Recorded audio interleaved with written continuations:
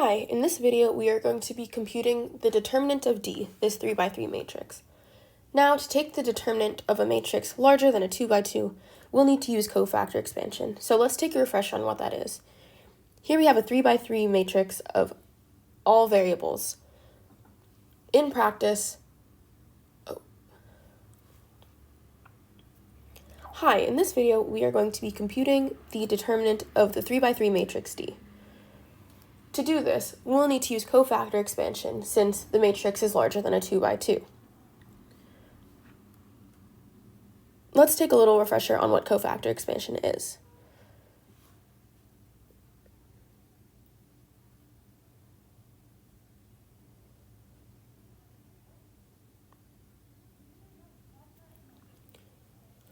We'll start by zeroing in on one of these rows or columns.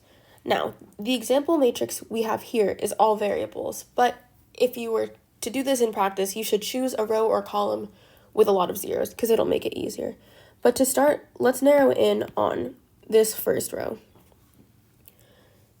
So we'll go through this first row element by element, and each of these elements will produce a term for our expression, which will alternate in sign. So the first one will be positive, the second one will be negative, and the third one will be positive. Let's start with this first term. Let's focus on A, and then cross out the other terms in the same row and column. We'll be left with this matrix. So this term will be A, our element from the first row, times the determinant of the resulting matrix, which will be EI minus FH.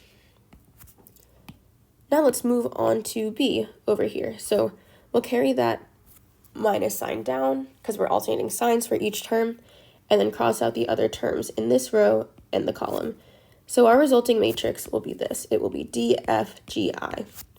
So let's do B times DI minus FG.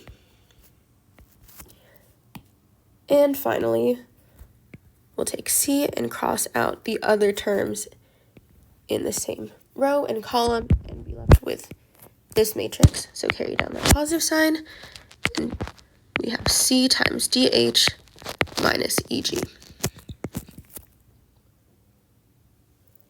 So now let's do the same for the the matrix in the problem, which is D.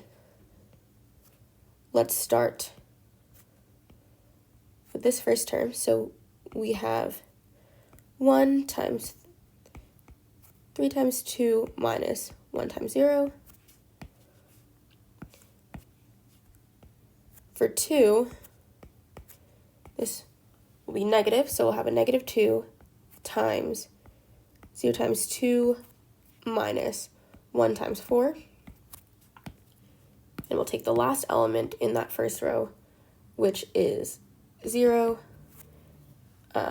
and we'll write out the rest of it for clarity's sake, but you know that this term will just come out to 0. So it'll be 0 times 0 minus 3 times 4.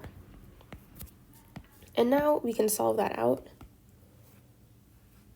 to get 1 times 6 minus 2 times negative 4 plus 0, which will be 6 plus 8, which is 14. So the determinant of D will be 14.